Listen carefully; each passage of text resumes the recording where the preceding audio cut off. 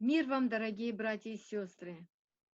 Мы снова встретились с вами, и мы друг с другом в этот особый день, день субботний, который уже практически наступил.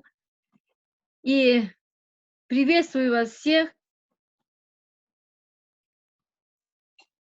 желаем вам, чтобы мы все сейчас под влиянием Духа Святого вняли и поняли эту книгу, которую мы сейчас будем читать, «Стук в дверь».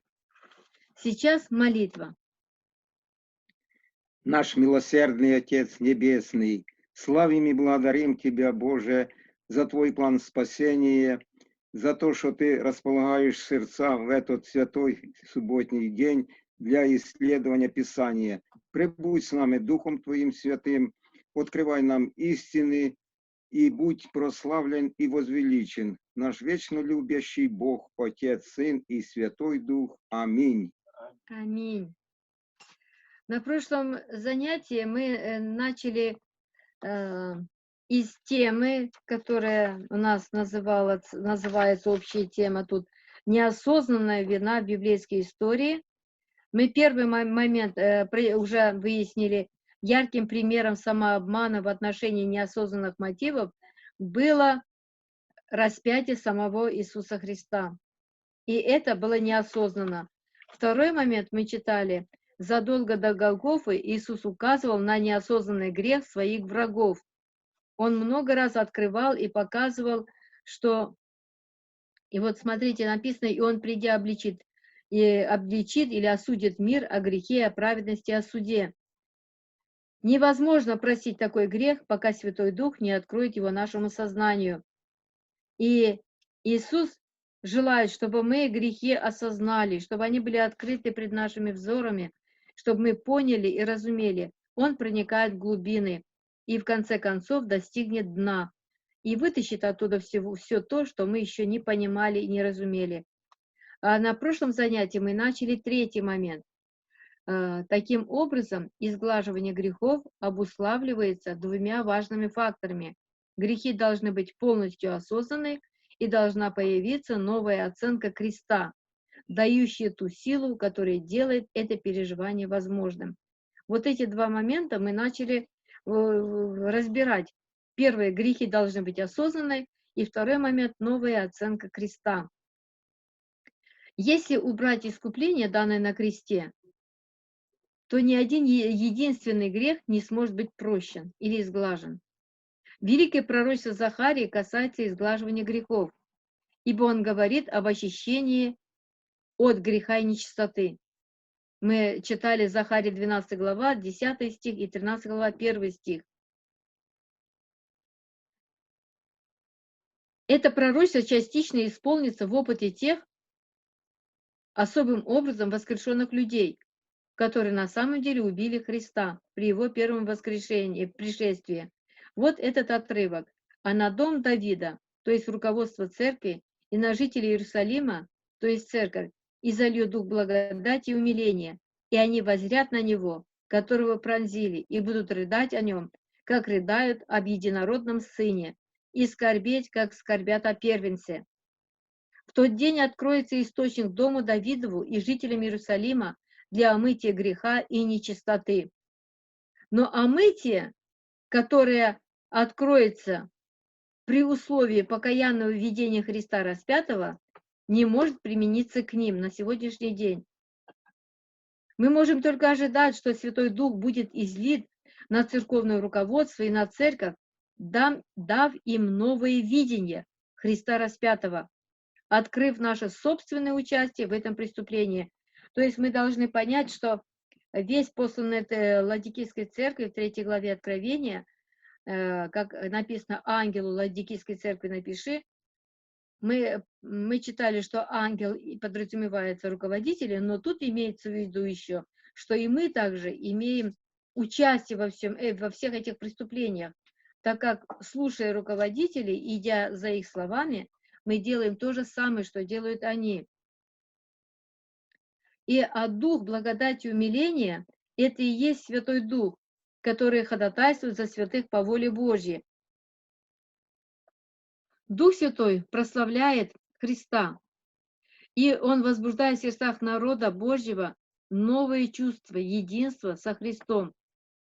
И это будет сочувствие Ему, более близкое, чем любовь к своему единственному ребенку. Смотрите, что происходит в сердце уже народа. И Бог дает нам уже совершенно новую мотивацию для завершения этого труда, Его труда на земле. Заботу не о том, как нам попасть на небеса, а о том, как отстоять Его право, то есть Иисусово право на получение награды. А награда Его – это Его народ, в котором уже будет отражаться Его характер полностью. Является ли эта вина за распятие Христа чем-то таким, что дом Давидов и жители Иерусалима сознавали?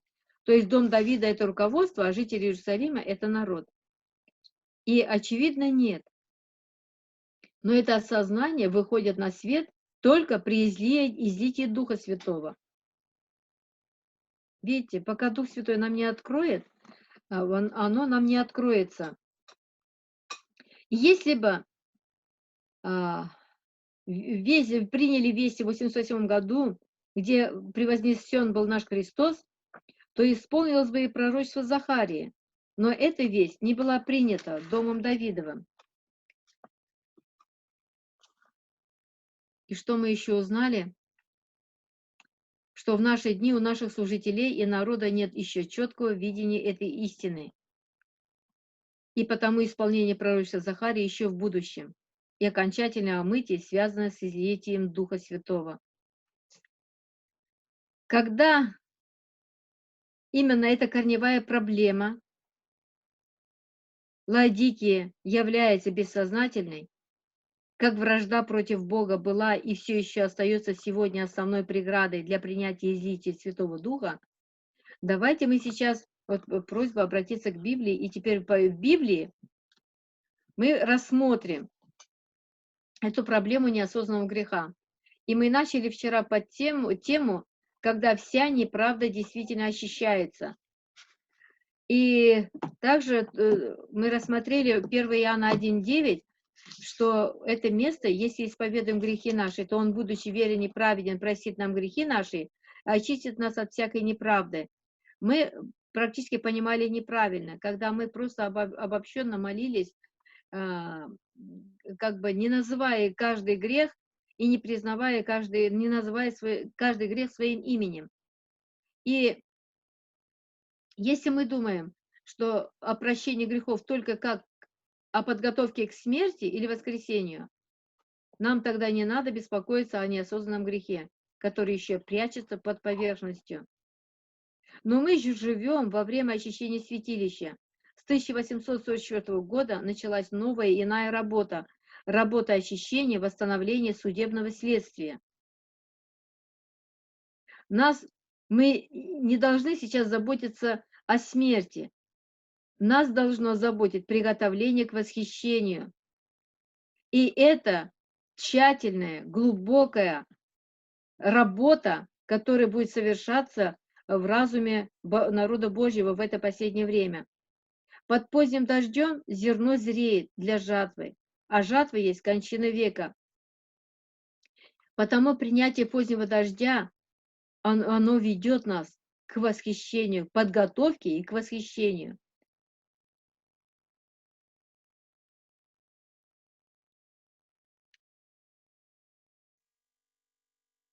Почему нам нужно сейчас брать Библии? Нам нужно в наших Библиях найти понимание того, что в прошлые века неосознанный грех был постоянной проблемой для народа Божьего. И вот в этом заглавии, в этой теме у нас первое подзаглавие. Многие библейские тексты не имеют смысла без понимания того, что в них говорится об этом неведомом грехе.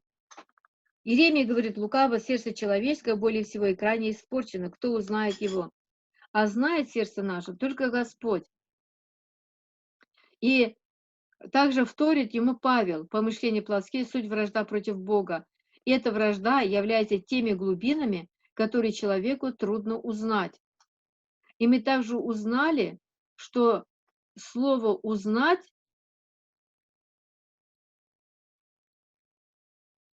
Это древнее, сейчас. В сердце нашем скрывается от сознания нашего наше истинное побуждение. Но Господь говорит: я, Господь, проникаю в сердце и испытываю внутренности. И вот внутренности или утроба — это метафора, обозначающая почки. И мы в том уроке рассматривали, почему именно почки. Оказывается, что именно почки символизировали вот эти неизвестные глубины человеческих чувств и эмоций. И мы также узнали, вот для чего Господь даровал почки. И очищает сердце, сердце, кровь очищает. Вообще, если с почкой проблемы, начинаются все проблемы в нашем организме. И это очень необходимо. И вот Господь говорит: я знаю бездны, знаю сердца и исследую внутренности. И это глубокое знание человека проникает за завесу его внешности. То есть Господь знает наше настоящее. И Он знает настоящую жизнь каждого из нас. И Он производит безошибочный, беспристрастный суд над каждым человеком. Ты испытываешь сердца и утробы, праведный Боже. Ты устроил внутренности мои. Испытай меня, Боже, и узнай сердце мое. Испытай меня и узнай помышления мои, и зри, не на опасном ли я пути.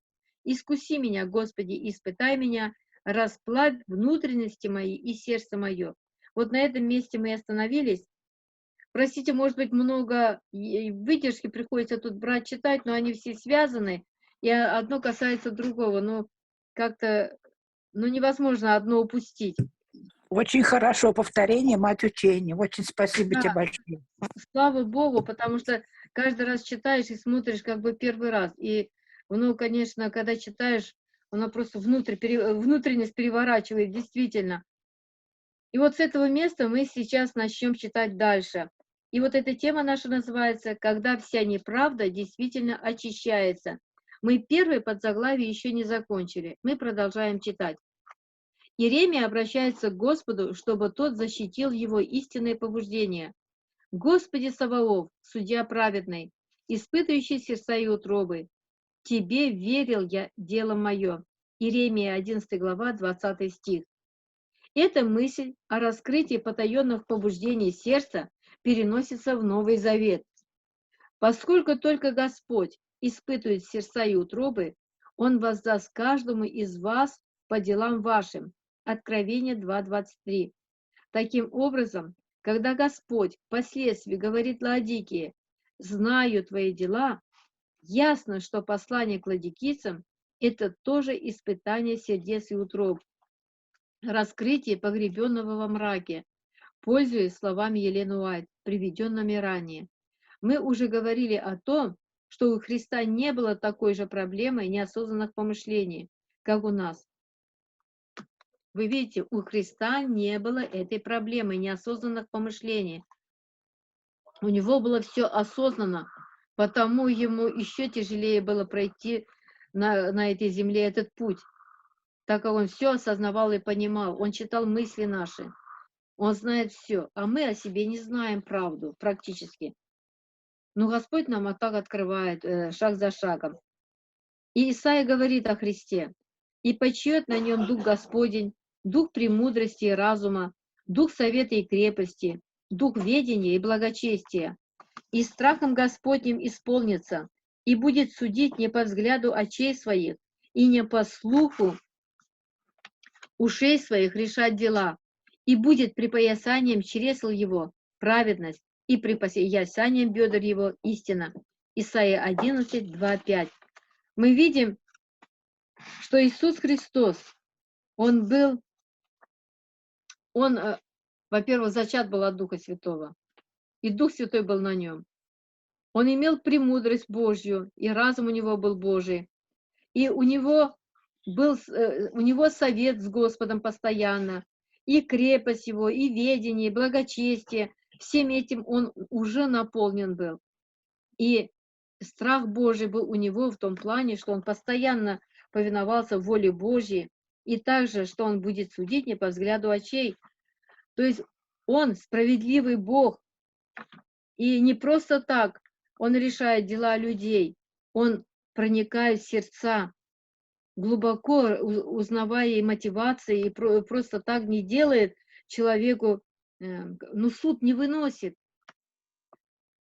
И также он есть праведность, и он и есть истина, потому что припоясанием бедер его истина, и чресл припоясанием чресл его праведность. И вот такого Бога мы имеем, такого Искупителя нашего. Кто желает что дополнить, вот то, что я прочитала, может быть, что я ранее повторила, пожалуйста.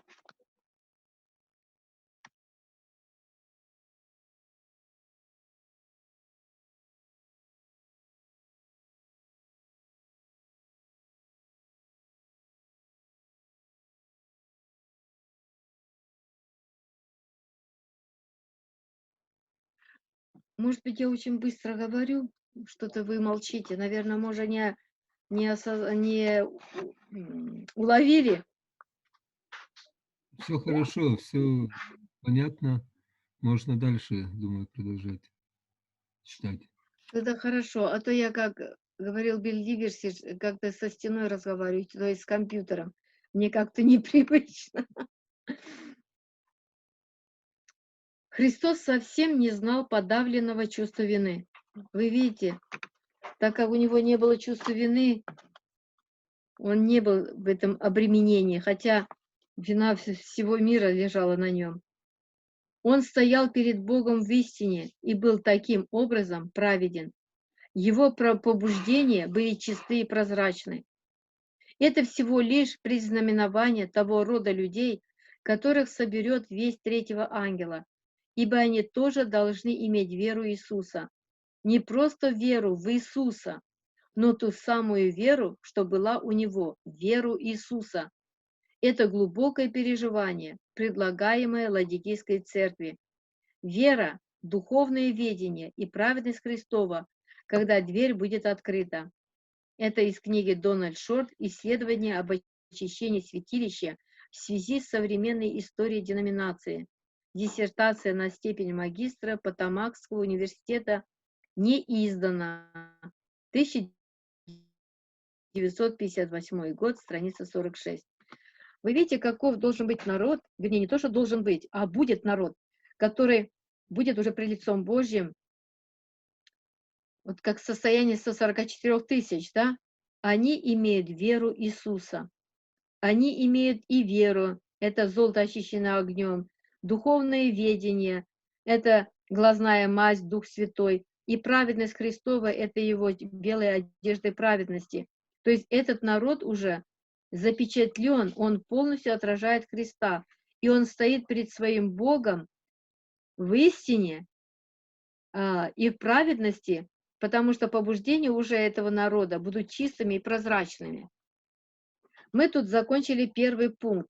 Если что, у кого есть дополнить или покомментировать, пожалуйста.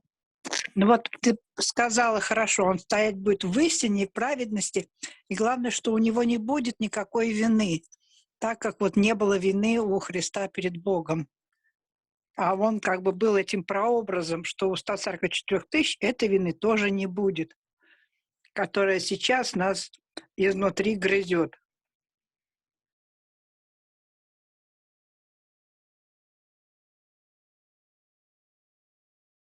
Но, вы знаете, я вот по себе как-то заметила, почему-то этой вины у нас уже тоже нету. Вот, каким-то образом, и удивительно, нет этой вины. Вот ощущение такое, если где-то Бог открыл грех какой-то, Бог дает желание исповедать этот грех, и всякая вина уходит. Верочка. Ну да, правильно. Я просто хотела сказать, что вот если у нас есть это неосознанный грех, а неосознанный грех, он подразумевает под собой, если есть грех, неосознанную вину. Я вот это имела в виду. Который всегда вытаскивается наружу при очищении. Или я неправильно понимаю? Ну, я думаю, правильно, потому что как же иначе мы можем осознать грех, если он не вытащится наружу? Мы же должны увидеть его и как бы посмотреть на себя со стороны. Как оно все это выглядит?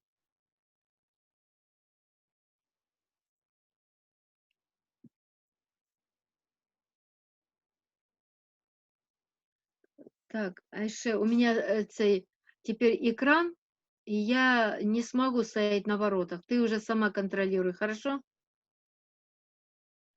Хорошо, хорошо. Мы дошли до второго момента. Давид молится. Кто усмотрит погрешности своей? От тайных моих очисти меня. Тут Псалом 19 написано, но у нас в Библии Псалом 18 это. 13 стих. Очевидно, что Давид говорит не о погрешностях, известных грешнику, и скрываемых от других. Если бы это было так, он бы сказал, мы усматриваем погрешности свои. Он говорит о погрешностях, которые еще не понял сам грешник. Это неосознанный грех. Мы отца в Библии сейчас откроем Псалом, это 18, вот это место мы прочитаем.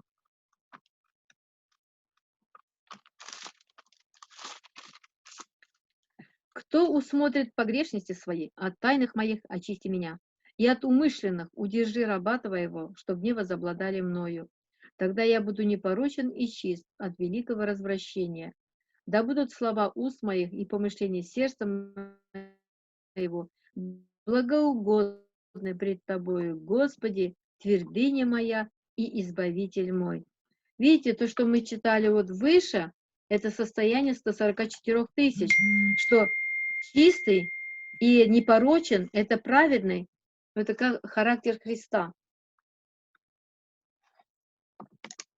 Когда Господь нам откроет вот этот неосознанный грех, и мы признаем его.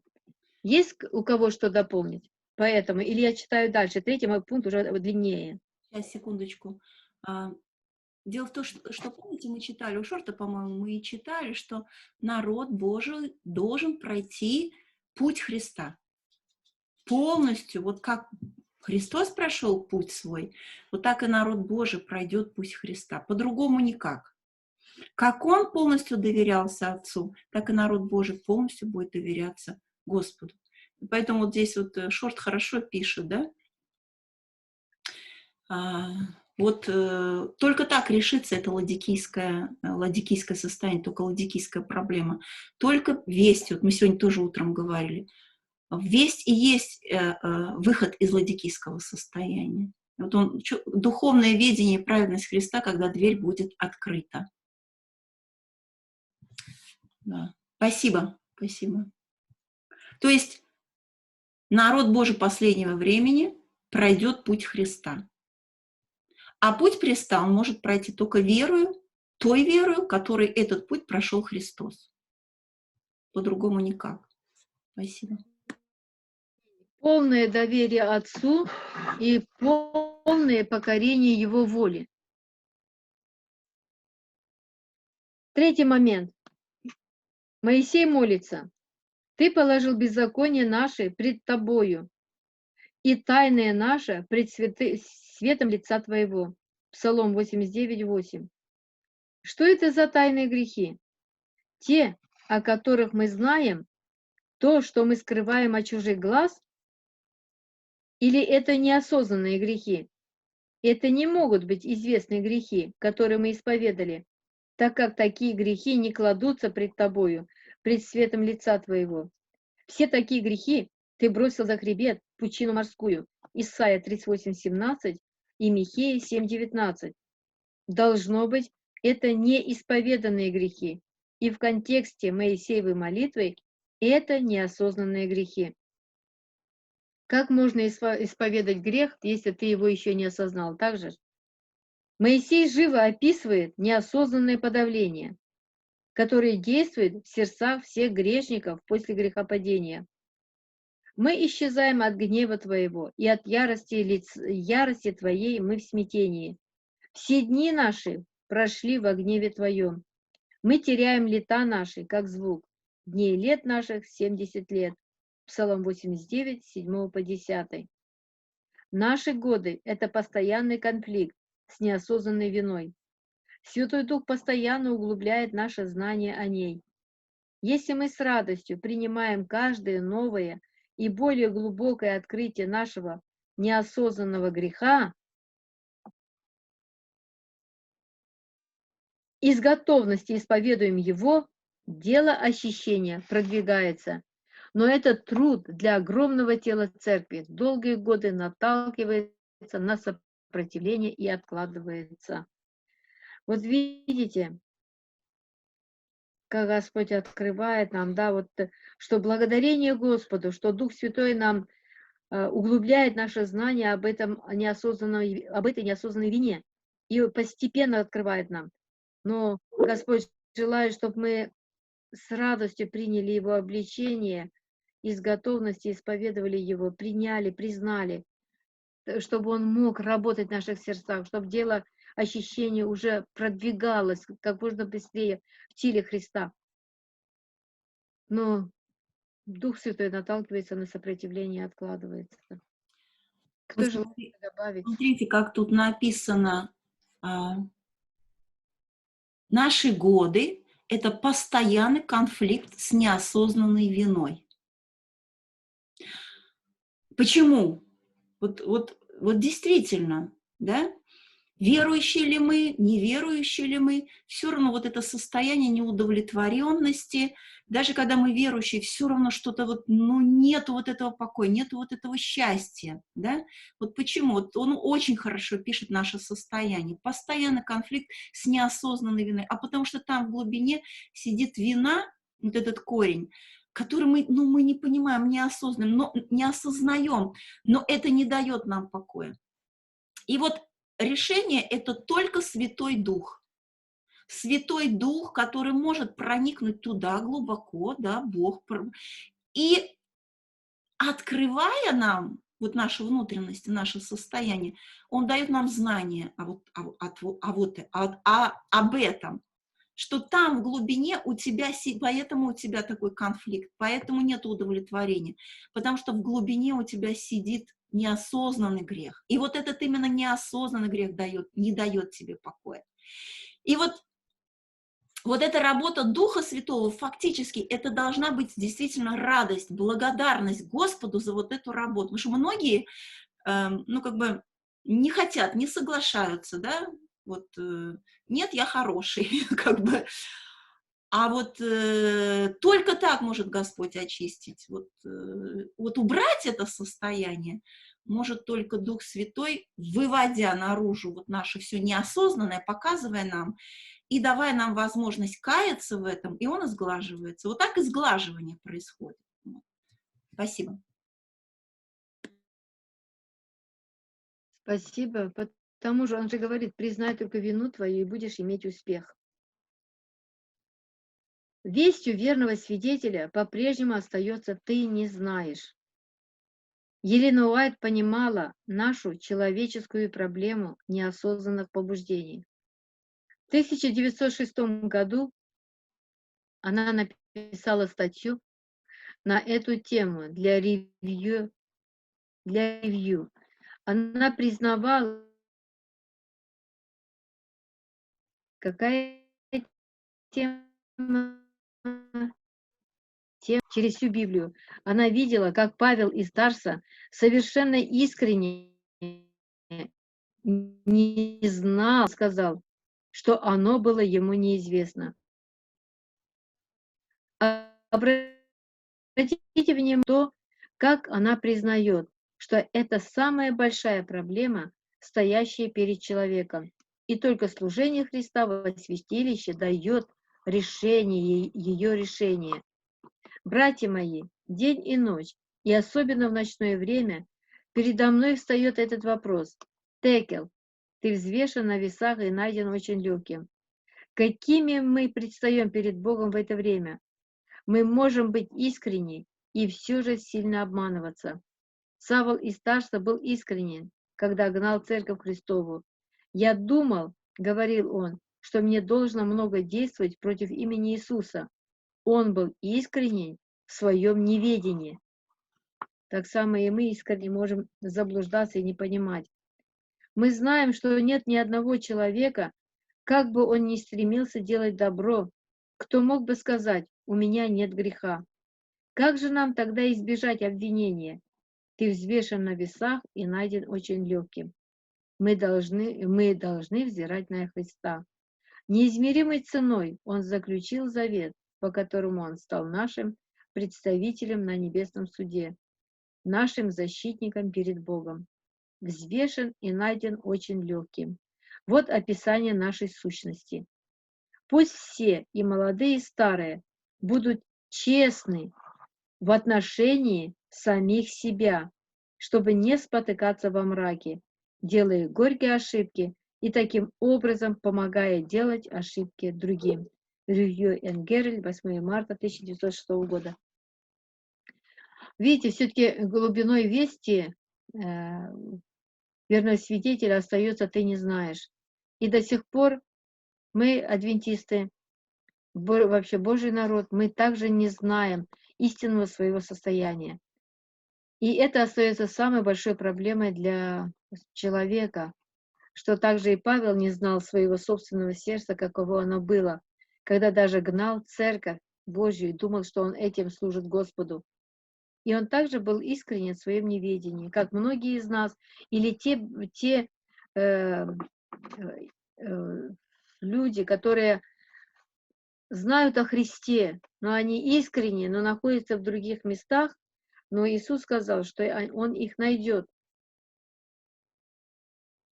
и приведет, чтобы действительно каждый человек понял, что он взвешен на весах и найден очень легким, если он не взирает на Христа. И наша цена – это Христос, только Христос, потому что Он стал нашим защитником перед Богом. Для этого нам необходимо быть честными с самими собой, чтобы нам признать свою вину. Кто желает добавить или прокомментировать, у кого что есть? Вот смотрите, ведь это именно к нам относится взвешен и найден очень легким. Поэтому здесь вот написано, вот описание нашей сущности. И это правда, и это правильно. Мы, может быть, до конца еще не осознаем. Знаете, я тут вот после вот наших вот этих чтений размышляла, хожу, и я знаю, что этот Дух Святой побуждает меня думать. Так, наблюдай, о чем ты думаешь, что... И как-то вот у меня такие мысли, я что-то... И вдруг такой, знаете, такой как будто вот внутренний голос мне говорит, а вообще ты сейчас размышляешь, ты сейчас вот как бы все раскладываешь, а какой у тебя мотив? А что у тебя и почему ты так вот размышляешь? Почему ты вот так вот, так интересно? И я просто остановилась и стала туда заглядывать, то есть Бог мне показывает, какой мотив. И я понимаю, что мотив, я вся такая. Там мотив не тот, чтобы прославить Господа, там мотив не тот, чтобы как бы смириться, а там мотив, чтобы доказать свою правду, доказать, что, то есть какую-то справедливость. Вот, и вот, не знаю, вот несколько дней, последнее время, вот мне показывает, но и вот сейчас вот читаю, я понимаю, что взвешен и найден очень легким, это действительно наша сущность. И вот Господь показывает вот эту сущность нашу. Что там у тебя внутри? Ты посмотри, ты же пустая.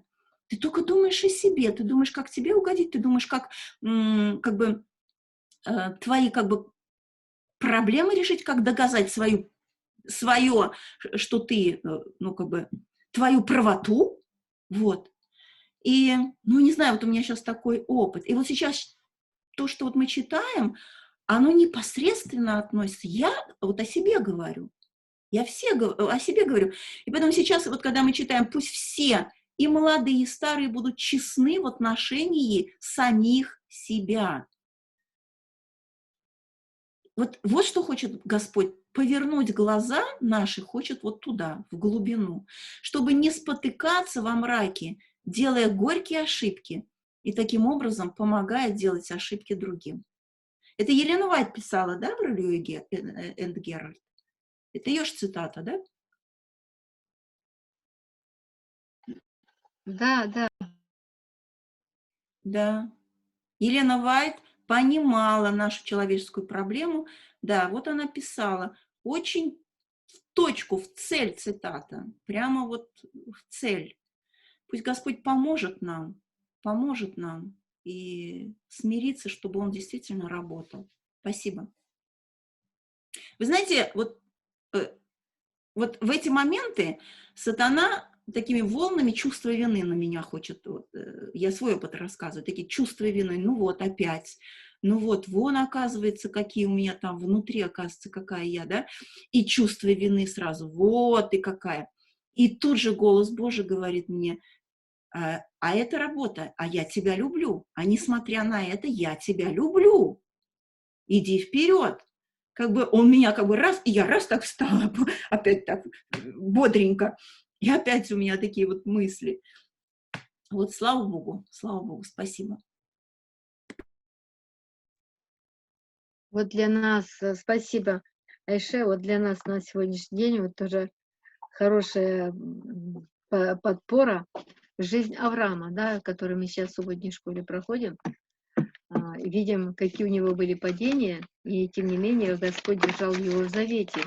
Как бы он ни отходил, но Господь его возвращал вновь и вновь. Так само и нас. Первая часть этой статьи практически представляет собой тематический разбор Библии по вопросу о бессознательном в душе человека. О бессознательном, наверное, грехе в душе человека. Она цитирует Анну, мать Самуила. Там написано Моисея, но мать Самуила. Там исправь, если можешь исправить. Не мать Моисея, а мать Самуила. Нельзя, потому что это формат PDF. PDF мы ничего не можем Господь добавить. Бог, ведение и дела у него взвешены. Первое Царствие, 2 глава, 3 стих. Соломон понимал, насколько мы обманываем себя. Все пути человека чисты в его глазах, но Господь взвешивает души. Притча 16.2. Давид видел эту же проблему. Сыны человеческие — только суета, сыны мужей — ложь. Если положить их на весы, все они вместе легче пустоты. Псалом 62.9. Вот опять подтверждение, да? Да, Посмотрите. подтверждение тому, что все мы легче пустоты. Без Христа. Да, без Христа, если мы не осознаем, не понимаем в этом бессознательном состоянии, ну, скажем так, нас так научили, мы так были научены. Это сейчас, слава Господу, что Он нам открывает. Но это касается Действительно. биологического состояния. Да, да, да. Айша, ты что-то хотел еще? Айше, Нет, все нормально. Всё. дальше читаем. Затем Елена Уайт добавляет: в вечных интересах каждого исследовать свое сердце и улучшить все данные Богом способности. Давайте не будем забывать, что нет ни одного побуждения в сердце человека, который Господь не видел бы ясно. Нам нужна связь с божественной силой, чтобы получить больше света и понимания того, как прийти в нашем рассуждении от причины к следствию. Нам нужна способность разумения, причастны к божескому естеству, удалившись от господствующего в мире растления похотью.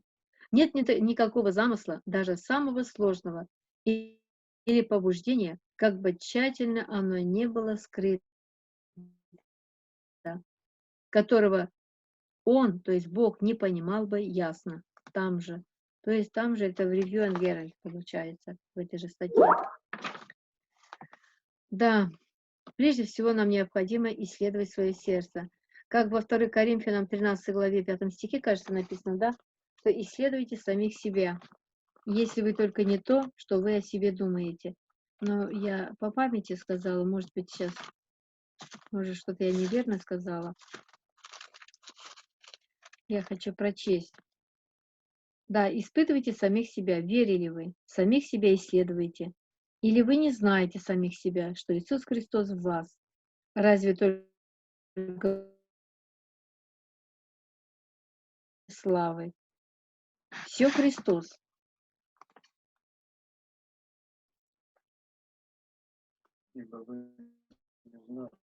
Да. И без Его света, пока мы не поймем в наших рассуждениях, что прийти от причины к следствию, только тогда начнет работать наш разум, именно так, как должно.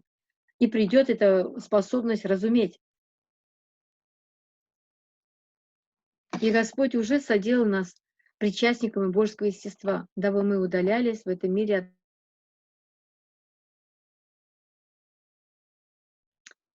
Кто-то желает добавить по этому пункту, моменту?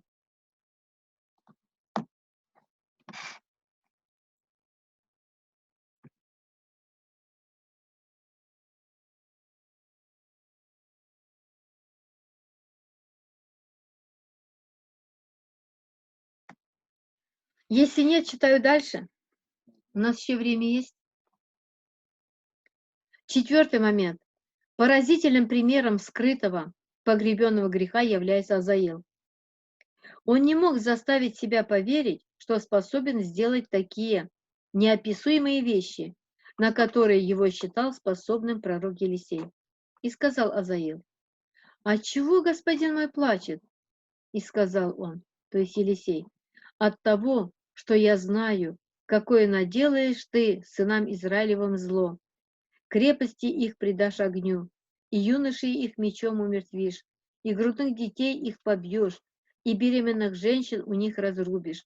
И сказал Азаил: «Что такое раб твой, пес, чтобы мог сделать такое большое дело?» Это записано в 4 Царство, 8 главе, с 12 по 13 стихи. Азаил искренне не ведал того, что лежало глубоко в его сердце. Точно так же мы искренне не осознаем наших подлинных побуждений, если Дух Святой не обличит нас.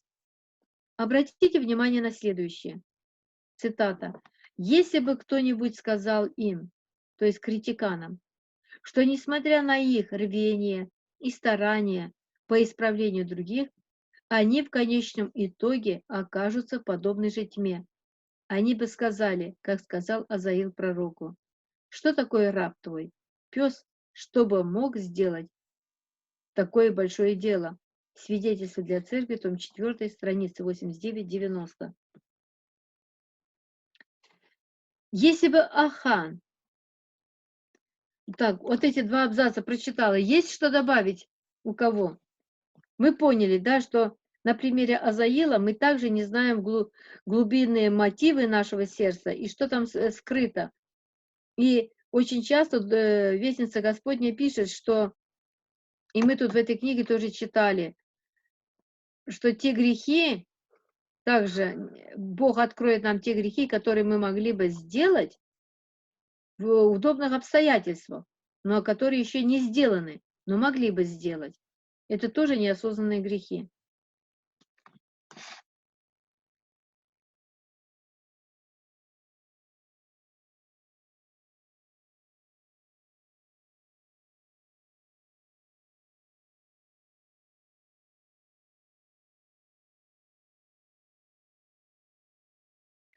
А можно спросить? Что-то я не Вот. слышу. А вот если я вот так и не узнаю вот этих неосознанных грехов, они у меня есть, то они мне вменятся как непростительные, как будто бы они сделаны, но не покаяны. Сестричка Верочка, мы выше читали состояние 144 тысяч, и ты сказала как бы с радостью «Ура» и «Аминь», да, ну и как бы я фигурально говорю, что этот народ чистый и прозрачный, что у него полностью поведение Иисуса Христа, что он имеет веру Иисуса Христа, и что у него ведение и вера, очищенная огнем, то есть золото огнем очищенное, и Дух Святой, поздний дождь, и праведность Христова, то есть на них уже не остается этих грехов. Танечка, пожалуйста, говори. Думаю, что нет. Насколько открыто, так и будет. Потому что что вам переживать и нам, и мне? Это работа Божья. Он открывает нам наши грехи. И если в течение нашей жизни вдруг мы умерли, что-то нам не было открыто, то это не уменяется нам, я так думаю. Спасибо. Они покрыты Христом, Христовой праведностью, эти грехи. Он же взял на себя все грехи, и Он же распял нашу греховную плоть. Просто кто-то доживет, и вот именно те, кто доживут, вот этот спецназ, вот эта вот армия Божья, на них они разрешат Господу полностью вывести все их подсознательные грехи, вот эти глубокие грехи наружу, и они в них покаются, и в них уже не окажется никакого греха. Но ведь будут люди, которых Бог уложит, и которые тоже верующие, но в их как бы состоянии, в их положении Господь уже спас их, Он уже все их грехи взял на себя, и в том числе неосознанные. Каждый грех был им распят, и тело само греховное было распят. То есть проблема уже решена.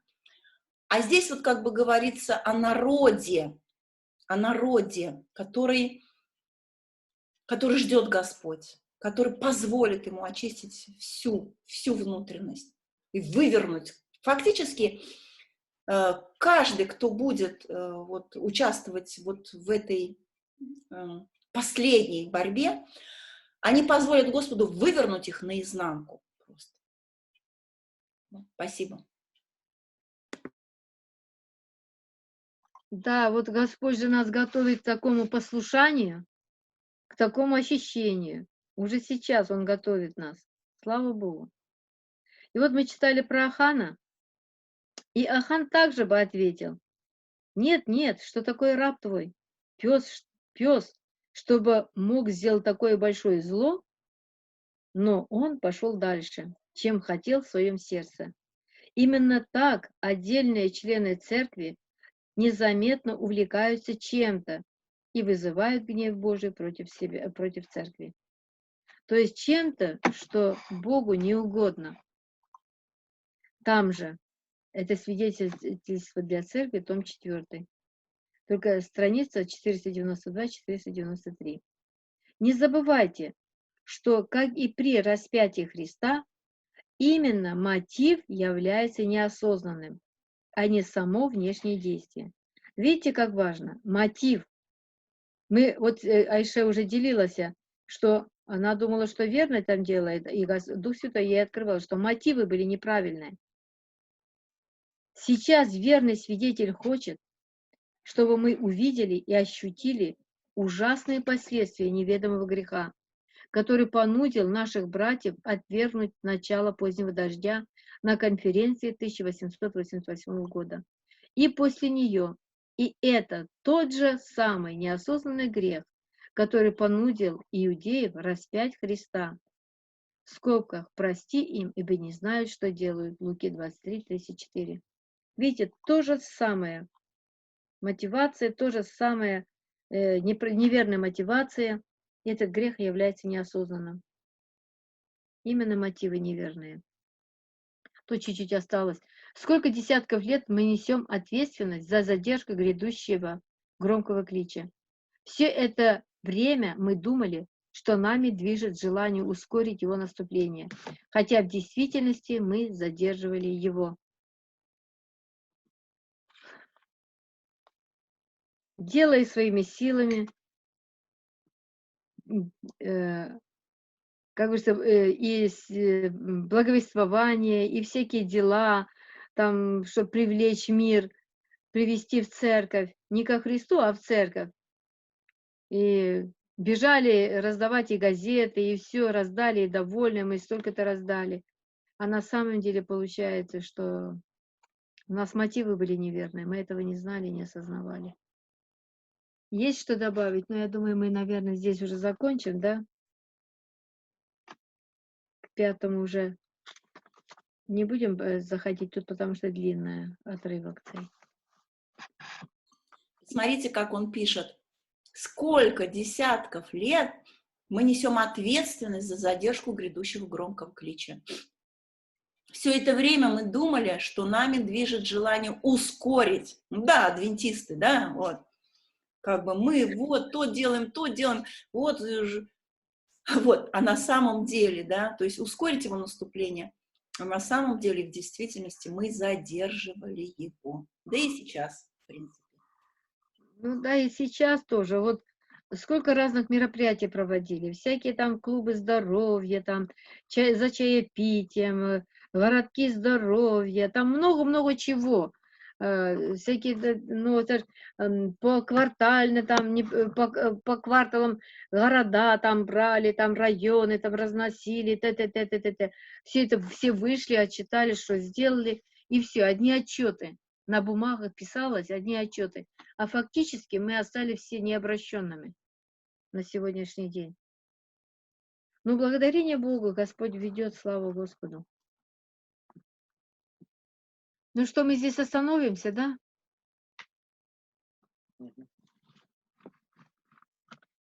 Тогда помолимся.